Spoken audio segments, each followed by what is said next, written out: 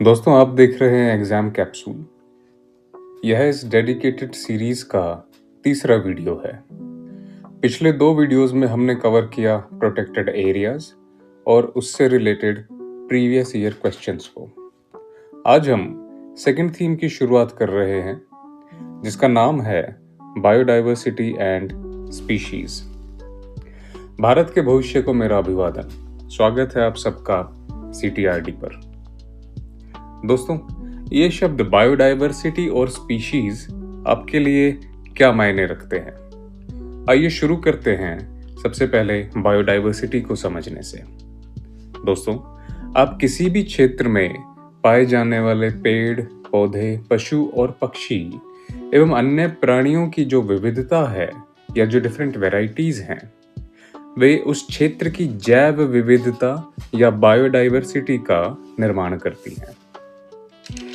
यानी कि अगर सरल भाषा में मैं इसे कहूँ तो किसी भी एरिया में मिलने वाले सभी जीव जंतु या वैरायटी ऑफ लिविंग ऑर्गेनिजम्स उस क्षेत्र की बायोडाइवर्सिटी कहलाते हैं। स्पीशीज की जब हम बात करते हैं तो स्पीशीज जीव जंतुओं का वह समूह होता है जो शारीरिक रूप से एक जैसे दिखते हैं और एक दूसरे के साथ प्रजनन भी कर सकते हैं। जैसे यहाँ जो आप पिक्चर देख रहे हैं, ये अलग अलग स्पीशीज हैं हिरन की।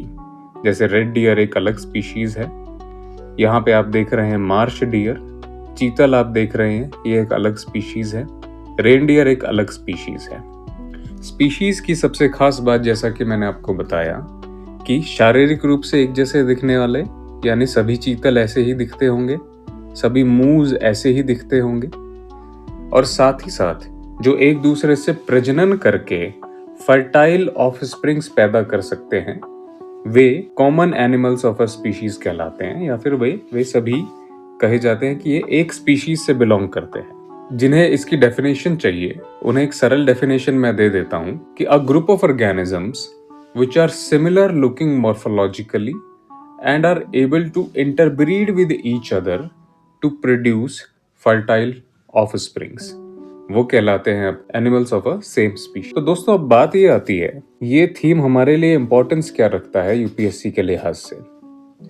जब आप प्रीवियस ईयर क्वेश्चंस का एनालिसिस करेंगे तो 2013 से 25 का एनालिसिस आपको बताता है कि लगभग हर साल इस थीम से क्वेश्चंस पूछे गए हैं। कभी कभी ये संख्या कुछ ज्यादा भी रही है, बट ऑन एवरेज 2 से 3 क्वेश्चंस हर साल पूछे ही जाते हैं।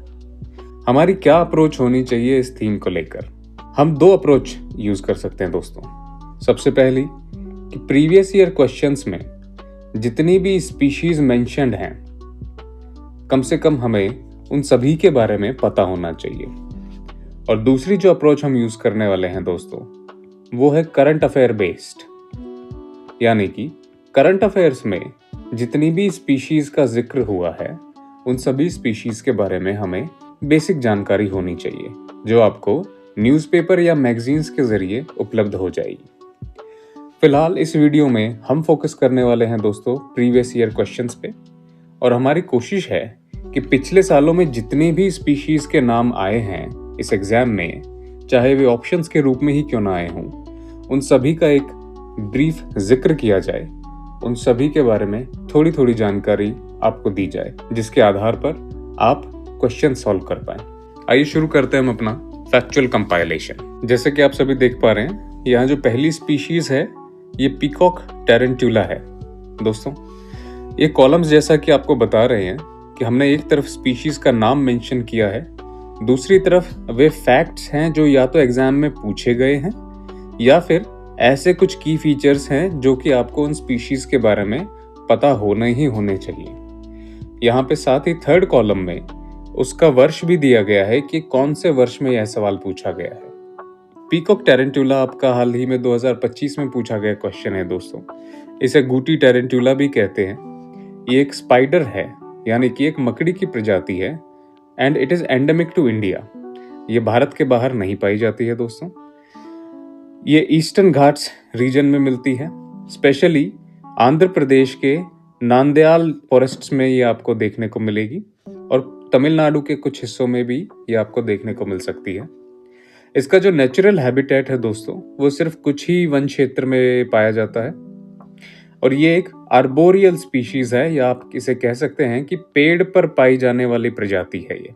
दोस्तों, पीकॉक टेरेंट्यूला कुछ ऐसी दिखती है। इसका नाम पीकॉक इसके नीले रंग की वजह से पड़ा है। मकड़ी है तो साइज में काफी बड़ी होती है।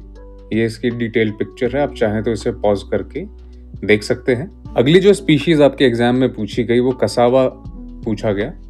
ये भी 2025 में पूछा गया। कसावा दोस्तों एक ऐसा पौधा है जो कि एक पेरेनियल वुडी श्रब है। दोस्तों, श्रब जो है वो झाड़ियों को हम कहते हैं। कसावा दोस्तों झाड़ी है जो कि पेरिनियल है। पेरिनियल का अर्थ ये है दोस्तों कि यह जो झाड़ी है ये 2 या 2 से अधिक साल जीती है, इसीलिए इसे पेरिनियल या चिरस्थायी कहते हैं दोस्तों। चिरस्थायी। ये साउथ अमेरिका की नेटिव प्रजाति है दोस्तों। इसे उगाया जाता है इसके स्टार्ची रूट के लिए और इसे ब्रेड ऑफ द ट्रॉपिक्स भी कहा जाता है। इसका इस्तेमाल बायोएथेनॉल और बायोडिग्रेडेबल प्लास्टिक बनाने में भी किया जाता है और दोस्तों इसका आटा बनाकर उसे भी ब्रेड की तरह इस्तेमाल किया जाता है। कसावा का पेड़ कुछ ऐसा दिखता है दोस्तों, जिनके बारे में मैं आपको बता रहा था। ये शकरकंदी जैसी दिखने वाली इसकी रूट्स है दोस्तों, जिनसे कसावा फ्लावर बनाया जाता है। तीसरी प्रजाति जो पूछी गई दोस्तों वो जिंजर है। आप सभी जानते हैं जिंजर के बारे में। अदरक तो सभी के घर में होती है, चाय में डलने वाली चीज। अदरक एक हर्ब है दोस्तों और ये पूछा गया था सवाल इसके स्यूडोस्टेम को लेकर। अदरक बिलोंग करती है जिंजिबरेसी फैमिली से। इसी फैमिली का हिस्सा टर्मरिक और कार्डमम जैसे पौधे भी हैं। इसका राइजोम है दोस्तों जो आप कूट कर चाय बनाने में काम में लेते हैं, जो इसका फ्लैशी स्टेम होता है। कुछ ऐसा दिखता है ये फ्लैशी स्टेम। और अगर आप इसे पौधे पर या पेड़ इसके प्लांट पे देखना चाहेंगे तो वो कुछ ऐसा दिखता है कि ये इसका स्यूडोस्टेम है दोस्तों। स्यूडोस्टेम का मतलब ये होता है कि एक तरह का नकली स्टेम। अदरक में क्या होता है कि इसकी जो पत्तियां हैं यही एक दूसरे को एनसर्कल करके और इस तरीके का एक नकली स्टेम के जैसा स्ट्रक्चर बनाती हैं। हालांकि इसका रियल जो स्टेम होता है वो ये होता है दोस्तों, ये वाला पार्ट, ये फ्लैशी पार्ट जिसको कूट के आप चाय बनाते हैं, ये जो मार्केट में आपको अवेलेबल होता है। अगला क्वेश्चन मालाबार स्पिनच के बारे में पूछा गया दोस्तों। ये भी 2025 का ही है।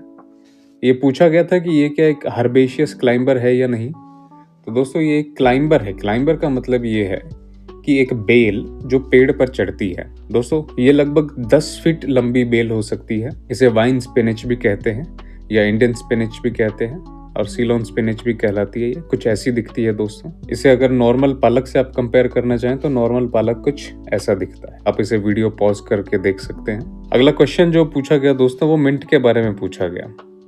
मिंट एक एरोमेटिक पेरिनियल हर्ब है दोस्तों। पेरिनियल का मतलब मैंने आपको बताया, चिरस्थायी या फिर 12 मासी भी इसे कहते हैं दोस्तों। और एरोमेटिक यानी कि इसके अरोमा के लिए इसका इस्तेमाल किया जाता है। फिश मिंट इसकी एक प्रजाति है दोस्तों, जो एक इसकी यूनिक प्रजाति है और इसका टेस्ट जो है वो मछली के जैसा होता है और इसकी स्मेल भी मछली के जैसी ही होती है, इसीलिए इसे फिश मिंट कहते हैं। अगली प्रजाति जिसके बारे में पूछा गया वो है पपाया। पाइनएप्पल, गुआवा और पोटैटो के साथ इसे पोर्टुगीज द्वारा ही इंट्रोड्यूस किया गया इंडिया में। Papaya is not a woody shrub दोस्तों। ये फैक्ट है जो एग्जाम में पूछा गया था कि is papaya a woody shrub. No it is not. पपीता का एक पेड़ होता है दोस्तों बड़ा, जिसका ट्रंक जो है वो फ्लैशी होता है, सक्यूलेंट होता है, थोड़ा सा इतना ज्यादा वुडी नहीं होता, एक टिपिकल पेड़ की जैसा। अर्का प्रभात एक वैरायटी है दोस्तों जो कि इंडिजिनसली डेवलप्ड वैरायटी है पपीता की।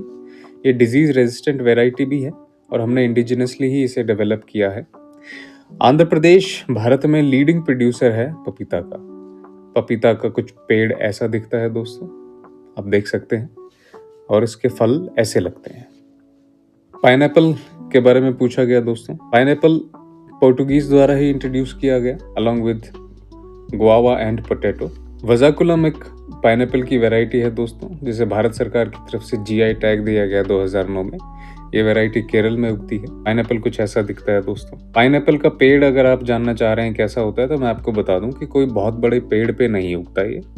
इसके पेड़ की ज़्यादा से ज़्यादा ऊंचाई जो है वो 4 से 5 फीट ही होती है और ये इसके टॉप पार्ट पे ऐसे लगता है। ये भी पोर्टुगीज ने ही इंट्रोड्यूस किया था इंडिया में। आप देख सकते हैं India is the largest producer in the world. India जो है दोस्तों वो लार्जेस्ट प्रोड्यूसर है गुआवा का पूरी दुनिया में। गुआवा का पेड़ कुछ ऐसा दिखता है, अमरूद का पेड़, उस पे फल कुछ ऐसे लगे हुए दिखते हैं। फ्लाइंग फॉक्स को लेकर एक क्वेश्चन पूछा गया दोस्तों। फ्लाइंग फॉक्स इंडिया की लार्जेस्ट बैट स्पीशीज है दोस्तों। कभी कभी इसे वर्मिन की कैटेगरी में भी डाल दिया जाता है। वर्मिन का मतलब होता है दोस्तों पेस्ट, क्योंकि फ्रूट ऑर्चर्ड्स को या फलों के बाग को ये बहुत नुकसान पहुंचाते हैं। इससे पहले वाइल्ड लाइफ प्रोटेक्शन एक्ट 1972 के तहत इसे शेड्यूल 5 में प्लेस किया गया था वर्मिन की कैटेगरी में, लेकिन बाद में इसकी जगह बदलकर इसे शेड्यूल 2 में डाल दिया गया ताकि इसे और बेहतर प्रोटेक्शन प्रोवाइड किए जा सके।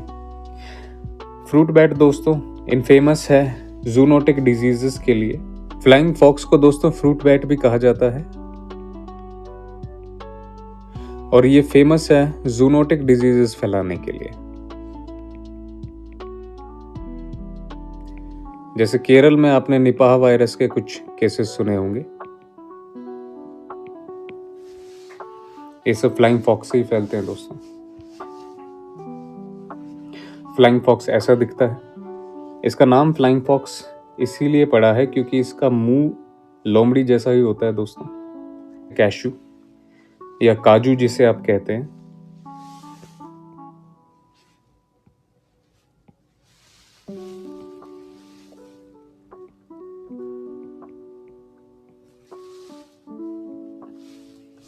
इसे भी पोर्टुगीज द्वारा ही इंडिया में इंट्रोड्यूस किया गया। रेड सैंडर्स एग्जाम की दृष्टि से इंपॉर्टेंट वैरायटी है दोस्तों। इसे 2024 में भी पूछा गया और 2016 में भी ऑप्शन बन के ये आपके सामने आया था। ये एक एंडेंजर्ड प्लांट स्पीशीज है दोस्तों। साइट्स के हिसाब से इसे अपेंडिक्स 2 में रखा गया है और वाइल्ड लाइफ प्रोटेक्शन एक्ट के तहत शेड्यूल 4 में आता है दोस्तों। ये एंडेमिक है ईस्टर्न घाट्स में, आंध्र प्रदेश में, और इससे हमें वैल्यूएबल रेड टिम्बर मिलता है दोस्तों, लाल कलर का। ये कैशू है और ये रेड सैंडर्स का पेड़ है दोस्तों। टीक को सागवान भी कहते हैं। इस सवाल को भी 2023 में भी पूछा गया और 2015 में। नेटिव है दोस्तों ये इंडिया का और साउथ ईस्ट एशिया का। ये एक ट्रॉपिकल डेसिडुअस ट्री है, एक हार्डवुड स्पीशीज है दोस्तों। यानी इससे जो लकड़ी हमें मिलती है वो इस्तेमाल होती है ऐसी चीज़ें बनाने में जहाँ पे हार्डवुड की ज़रूरत होती है, जैसे फर्नीचर हुआ या फिर शिप बिल्डिंग में। इसके कंस्ट्रक्शन यूजेस भी हैं दोस्तों।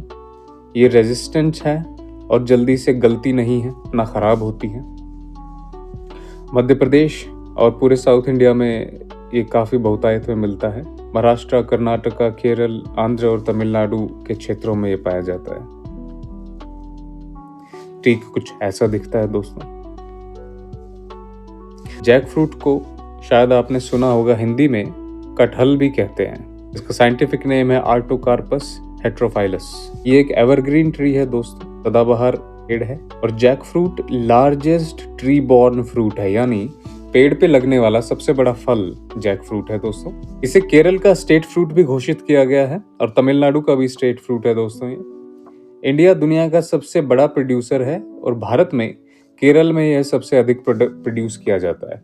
जैक फ्रूट ऐसा दिखता है दोस्तों, पेड़ पे इतना बड़ा फल लगा हुआ। इसका वजन 10 किलो तक हो सकता है।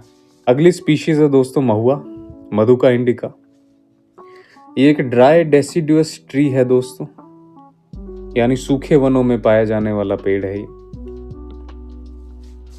इसका इस्तेमाल आटा बनाने में भी किया जाता है और साथ ही साथ शराब बनाने में भी। महुआ के फूल या इसके फल चुन के दोस्तों उन्हें सुखाया जाता है और उसे सुखा के उससे आटा बनाया जाता है। महुआ के जो फल होते हैं उन्हें कभी कभी सीधे भी खाया जाता है। महुआ की काफ़ी कल्चरल सिग्निफिकेंस भी है दोस्तों भारत के आदिवासियों के लिए। इसे एक रिलीजियस सिंबल के तौर पे भी देखा जाता है।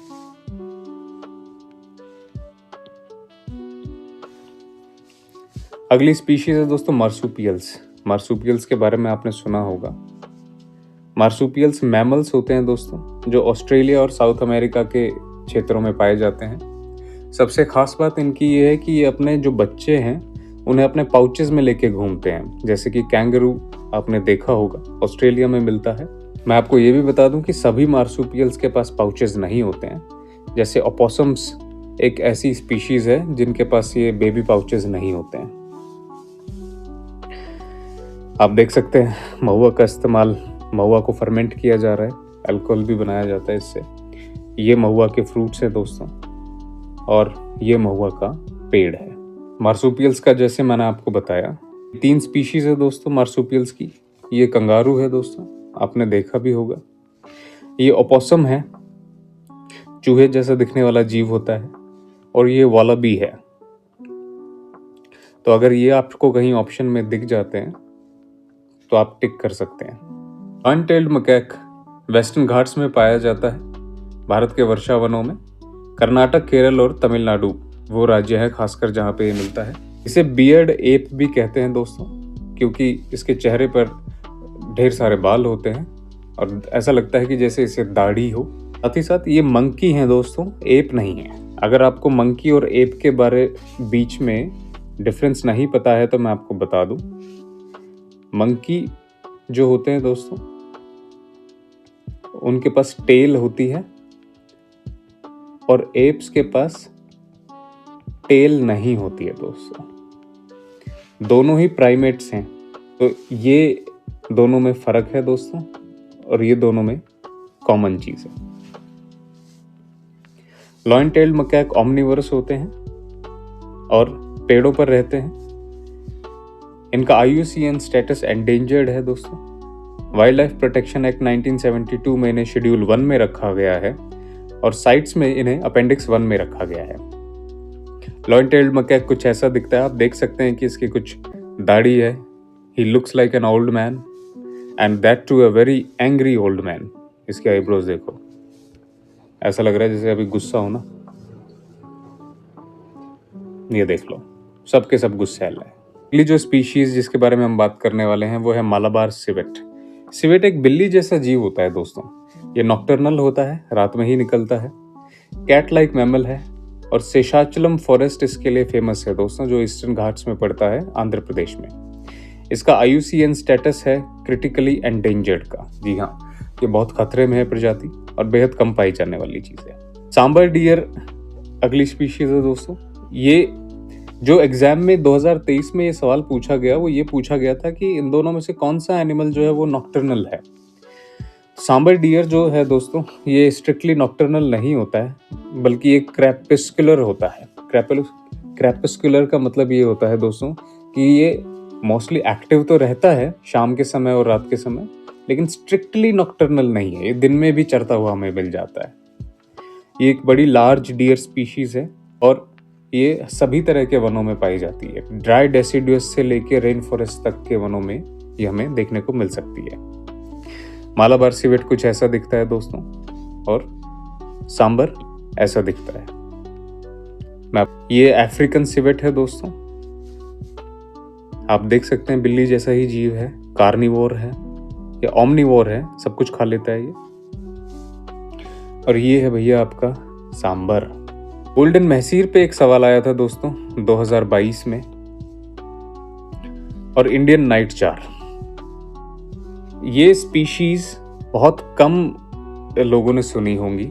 जिम कॉर्बेट ने अपनी बुक्स में गोल्डन महसीर और इंडियन नाइट जार के बारे में मेंशन किया है, और भी बहुत सारी एनिमल स्पीशीज के बारे में मेंशन किया है, तो वहीं से मैं इस क्वेश्चन को सॉल्व कर पाया।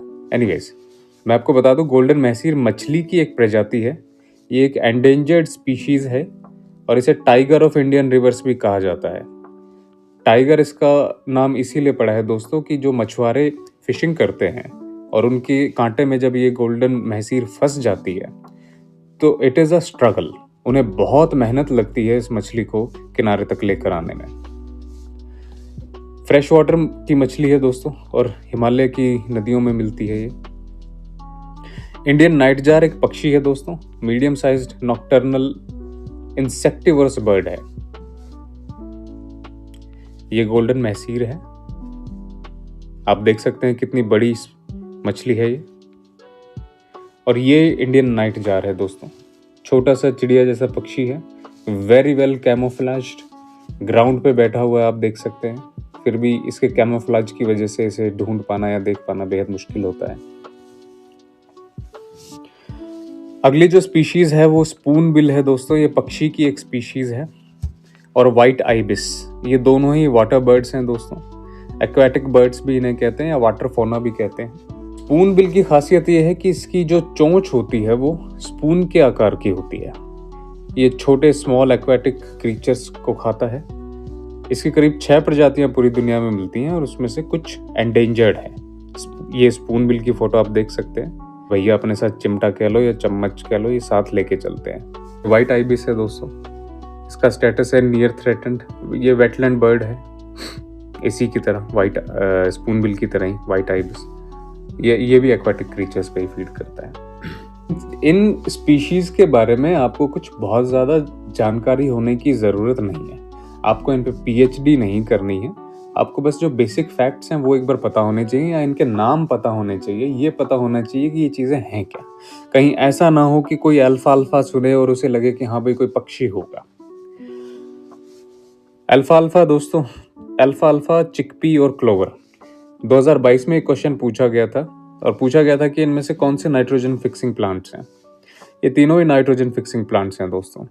और इनका जो इस्तेमाल है वो एक इंटरक्रॉप की तरह किया जाता है। जब आपके खेत में से फसल ले ली जाती है और 2 मेजर फसलों के बीच का जो इंटरवीनिंग पीरियड होता है, उस समय अल्फा को या चिकपी को या क्लोवर को उगाया जाता है ताकि आपकी सॉइल की फर्टिलिटी इससे बढ़े। क्योंकि उसमें जितने नाइट्रोजन फिक्सिंग बैक्टीरियाज बढ़ेंगे उतनी ही नाइट्रोजन की मात्रा जो अवेलेबल है उस सॉइल में वो भी बढ़ेगी। एक क्वेश्चन एंट्स पे पूछा गया 2022 में। दोस्तों एक बड़ी इंटरेस्टिंग चीज है जो मैं आपको बताऊंगा चींटियों के बारे में। फिलहाल आप ये देख सकते हैं कि ये अल्फा है, कुछ ऐसा दिखता है। ये चिकपी है जिसे आप छोले कहते हैं, कुछ जगह पे ना काबुली चने भी कहते होंगे। और ये है दोस्तों आपका क्लोवर। जैसा कि मैंने आपको बताया ना, इंटरक्रॉप्स की तरह यूज किया जाता है। चींटियों के बारे में खास बात यह है दोस्तों कि आपके घर से जितना भी सामान चींटियां चोरी करती हैं, चाहे वो आटा चोरी करके ले जाएं, चीनी या कुछ मीठा, वे सब या अनाज, वो खुद नहीं खाती हैं। बल्कि चींटियां जो होती हैं वो किसान होती हैं। वो अपनी बाम्बी में एग्रीकल्चर फील्ड की तरह से एक फील्ड बना के रखती है और वहां पे वो एक फंगस ग्रो करती हैं दोस्तों। और उस फंगस को ये मटेरियल जो स्टार्ची या शुगरी मटेरियल जो वो लेके जाती हैं, वो सब उसे फीड करती हैं और बदले में दोस्तों चींटियां उस फंगस को खाती हैं। तो इसलिए चींटियां दरअसल किसान होती हैं दोस्तों, चोर नहीं। चींटियों के बारे में यही सबसे बड़ी खासियत है। आप देख सकते हैं यहाँ पे एक चींटियों की बाम्बी है जिसे हम कॉलोनी भी कहते हैं चींटियों की। ये जितने भी गाड़ी के दरवाजे पे आपको ये हरी हरी शैवाल या काई दिख रही है दोस्तों, ये लाइकन्स हैं। लाइकन्स और मोसेस सबसे सिंपलेस्ट प्लांट फॉर्म्स हैं। ये प्राइमरी कॉलोनाइजर्स होते हैं। प्राइमरी कॉलोनाइजर्स का मतलब ये है कि ऐसा कोई भी एरिया जहाँ पे पहले से कोई प्लांट स्पीशीज नहीं है, वहाँ पर ये जाके उस जगह को कॉलोनाइज करते हैं। जैसे कि बेयर रॉकी सरफेसेस हो गई या फिर डेजर्ट लाइक कोई इकोसिस्टम है, तो दोस्तों वहाँ पे लाइकन्स ग्रो करते हैं। और लाइकन्स धीरे धीरे जब वो मरते हैं तो उसके बाद मॉसेस आते हैं। मॉसेस मरते हैं तो फिर फर्न्स को जगह मिलती है धीरे धीरे। उसके बाद फिर हायर प्लांट फॉर्म्स आती हैं। तो यानी कि ये जब आप इकोलॉजिकल सक्सेशन पढ़ेंगे तो आप उस इकोलॉजिकल सक्सेशन में ही लाइकन्स और मॉसेस का रोल जान पाएंगे। हमारी जो डिटेल्ड क्लासेस होने वाली हैं, हम उसमें इकोलॉजिकल सक्सेशन का जिक्र करेंगे। आप देख सकते हैं यहाँ पे भी लाइकन्स उगे हुए हैं। 2021 में पूछी गई थी and it was asked for its natural mosquito repellent property. जी हाँ, लेमन ग्रास में जो इसके कुछ कंपाउंड्स होते हैं वो मॉस्किटो रिपेलेंट की तरह काम करते हैं। लेमन ग्रास एक घास होती है दोस्तों। अगली जो स्पीशीज पूछी गई वो डायटम्स और साइनोबैक्टीरिया के बारे में पूछा गया। डायटम्स दोस्तों सिंपलेस्ट टाइप ऑफ प्लांट है, और आप ये कह सकते हो कि ये यूनिसेल्युलर ऑर्गेनिजम्स हैं जो कि समुद्र में प्राइमरी प्रोड्यूसर्स का काम करते हैं। ये और साइनोबैक्टीरिया मिलके प्रोड्यूसर्स का ट्रॉफिक लेवल जो है वो ऑक्यूपाई करते हैं। मैं आपको दिखाता हूँ ये कैसे होते हैं। ये डायटम्स है दोस्तों,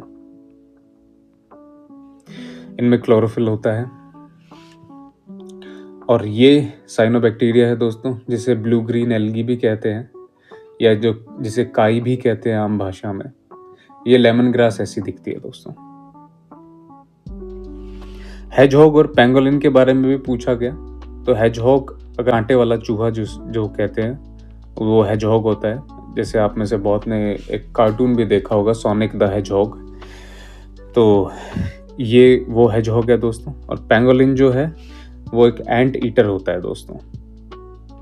तो ये हेजहॉग भैया हो गए और ये पेंगोलिन भैया हो गए, एंट ईटर्स। इन दोनों को पूछा गया था कि ये अपने आप को रोल करके और प्रोटेक्ट करते हैं। ये रोल करके इसके कांटों की वजह से बच जाता है, और ये रोल करके इसके स्केल्स की वजह से बच जाता है। इसके स्केल्स की वजह से प्रेडेटर्स जो है इसे आसानी से खा नहीं पाते। इसकी जीभ बहुत लंबी होती है दोस्तों। ये अपनी जीभ का इस्तेमाल करके चींटियां खाता है। अगली स्पीशीज जो पूछी गई दोस्तों वो मार्मट के बारे में पूछा गया। Marmot was in news for spreading bubonic plague in Mongolia और चाइना। ये चूहे जैसा दिखने वाला जीव होता है दोस्तों, और रोडेंट फैमिली से ही बिलोंग करता है। मैं आपको इसकी फोटो दिखाता हूँ। ये मार्मट है दोस्तों। अगली स्पीशीज है ऑयस्टर्स। ऑयस्टर्स दोस्तों सीप को कहते हैं।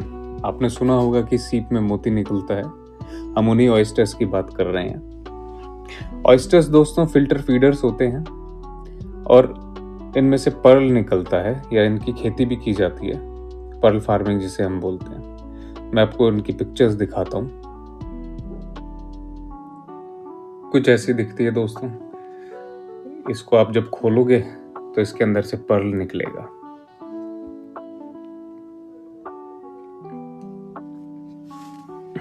अर्थवर्म्स आप सबने देखे हुए हैं। ये मिलीपीड है, और वुडलाइस ऐसी दिखती है दोस्तों। तीनों ही डेट्राइटिवोरस कहलाते हैं दोस्तों, यानी कि they feed on dead matter. 2021 में ये पूछा गया था। सिमिलरली मोरिंगा और टैमेरिंड ट्री के बारे में पूछा गया दोस्तों। टैमेरिंड जो है वो इमली है, और मोरिंगा जो है उसे सहजन कहते हैं दोस्तों। सहजन का पेड़ होता है, जैसे आपने ये स्टिक्स देखी हैं, ड्रम स्टिक्स, तो ये सहजन की ही होती हैं, मोरिंगा स्टिक्स। और इमली कुछ ऐसी दिखती है दोस्तों। इनके जो सीड्स हैं वो बायोफ्यूल प्रोडक्शन के लिए भी इस्तेमाल किए जाते हैं, और they are also export product, जो इंडिया से बाहर एक्सपोर्ट किया जाता है। माइनर फॉरेस्ट प्रोड्यूस का हिस्सा है दोस्तों ये। 2020 में एक क्वेश्चन पूछा गया दोस्तों, जिसमें बहुत सारी स्पीशीज का नाम एक साथ दे दिया गया आपको, और आपसे पूछा गया कि ये हैं क्या। तो जैसे Ceylon frogmouth, coppersmith barbet, grey chinned minivet और व्हाइट थ्रोटेड रेडस्टार्ट, ये सभी दोस्तों बर्ड्स की स्पीशीज हैं। आप थोड़ा इन्हें गूगल कर सकते हैं, लेकिन ज़्यादा आपको समय खराब करने की ज़रूरत नहीं है। सीलोन फ्रॉगमाउथ को इसीलिए कहते हैं, इसका मुंह मेंढक जैसा दिखता है। जैसे यहाँ आप देख सकते हैं, ये एक पेयर बैठा हुआ है सीलोन फ्रॉगमाउथ बर्ड का। और कॉपर स्मिथ बार्बेट ये है दोस्तों। अगली स्पीशीज है मस्क डियर। ये Askot wildlife sanctuary musk deer के लिए फेमस है। गंगोत्री नेशनल पार्क, ये उत्तराखंड में है दोस्तों। ये नेटिव है हिमालयन रीजन की। इसे कस्तूरी मृग भी कहते हैं। It's famous for a Musk pod. Musk deer का जो शिकार है दोस्तों, इसके कस्तूरी थैली के लिए किया जाता था। मस्क पॉड का मतलब है दोस्तों कि इसके नाभि में एक पॉड होता है जिससे खुशबू निकलती है। जो हाई एंड परफ्यूम्स होते हैं उसमें भी इस मस्क पॉड का इस्तेमाल होता है। इंडियन एलिफेंट को तो आप सब जानते हैं, बचपन से हम देखते आ रहे हैं। एलिफेंट्स का जो हर्ड है मैं आपको बता दूं, ये मैट्रियार्कल होते हैं, और इनका जो हर्ड है वो फीमेल्स लीड करती हैं। एलिफेंट का जेस्टेशन पीरियड, या जिसे हम गर्भावस्था कहते हैं, तो वो लगभग 22 महीने का होता है। 22 महीने के बाद जाके एक बेबी एलिफेंट जन्म लेता है। और कर्नाटका में हाईएस्ट एलिफेंट पॉपुलेशन है। प्रोजेक्ट एलिफेंट के बारे में भी आप थोड़ा सा गूगल करके देख सकते हैं। आप देख सकते हैं कि ये तो मस्क डियर है, ऐसा दिखता है, कस्तूरी मृग। And this is the great Indian tusker. दोस्तों 2019 में एशियाटिक लॉयन का जिक्र किया गया। एशियाटिक लॉयन इंडिया में ही मिलता है फिलहाल। पहले इसका जो रेंज था वो ईरान तक होता था, लेकिन वहाँ से एक्सटिंक्ट हो चुका है दोस्तों। अब भारत में ही मिलता है। और भारत में भी केवल गिर नेशनल पार्क एक ऐसी जगह है जहाँ पे एशियाटिक लॉयन मिलता है। सरकार का प्लान है कि इसे दूसरे एरियाज में भी एक्सपेंड किया जा सके, ताकि गिर नेशनल पार्क से जो बढ़ता प्रेशर है पॉपुलेशन का, उसको थोड़ा रिड्यूस किया जा सके। डबल हम्प्ड कैमल दोस्तों ऊंट की ही एक प्रजाति है, इसे बैक्ट्रियन कैमल भी कहते हैं। इसके 2 हम्प्स होते हैं, पीठ पे 2 कुब्बड़ होते हैं। इसे नुब्रा वैली में आप देख सकते हैं जब लद्दाख कभी घूमने जाएं तो। इसका IUCN स्टेटस एंडेंजर्ड है दोस्तों, तो दिखा देता हूँ। बैक्ट्रियन कैमल कुछ ऐसा दिखता है दोस्तों। बैक्ट्रियन कैमल कुछ ऐसा दिखता है दोस्तों। ये 2 हम्प्स आप देख सकते हैं। तो चलता फिरता सोफा है ये ऊंट राजस्थानी ऊंटों के मुकाबले हाइट में थोड़े छोटे होते हैं। अगली स्पीशीज है वन हॉर्न्ड राइनो। ये राइनो की सबसे लार्जेस्ट स्पीशीज है दोस्तों, and it is the only species जो हमें इंडिया में मिलती है। इसका IUCN स्टेटस वल्नरेबल है। इसके अलावा व्हाइट और ब्लैक राइनो है जो अफ्रीका में मिलते हैं। ब्लैक राइनो तो क्रिटिकली एंडेंजर्ड हैं, और व्हाइट राइनो जो है वो नियर थ्रेटन की कैटेगरी में आते हैं। इसके अलावा जो और 2 स्पीशीज हैं वो जावन और सुमात्रन राइनो की हैं, जो इंडोनेशिया में मिलती हैं, और वे भी दोनों क्रिटिकली एंडेंजर्ड हैं। राइनो का एंडेंजर्ड होने का जो मुख्य कारण है वो हंटिंग है दोस्तों। इसका हंट जो है वो इसके सींग के लिए किया जाता है, और पुराने ज़माने में इसकी स्किन को ढाल बनाने में काम में लिया जाता था। बहुत सारे प्रोग्राम्स हैं इंडिया में जो इसके कंजर्वेशन के लिए चलाए जाते हैं, जैसे एक इंडियन राइनो विजन 2020 है। आप इसके बारे में ज़रूर गूगल करिएगा। ये वन हॉर्न राइनो है सर। अगली स्पीशीज है ब्लू फिन्ड महसीर। ये भी मछली की एक प्रजाति है। आपने पीछे गोल्डन महसीर पढ़ा, और इरावडी डॉल्फिन, दोनों ही फिशेस हैं। ब्लू फिन्ड महसीर के बारे में आप ये फैक्ट्स पढ़ सकते हैं।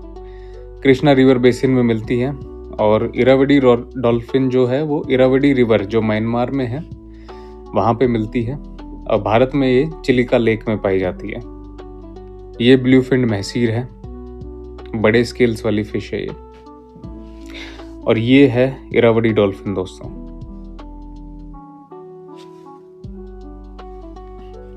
अगली स्पीशीज है रस्टी स्पॉटेड कैट। ये एक बहुत रेयर कैट स्पीशीज है, ईस्टर्न घाट्स में ही मिलती है, नियर थ्रेटन की कैटेगरी में है। इसकी लगभग 80% पॉपुलेशन जो है वो इंडिया में ही मिलती है। ये दुनिया की सबसे छोटी बिल्ली है दोस्तों, कुछ ऐसी दिखती है ये रस्टी स्पॉटेड कैट, जंगली बिल्ली।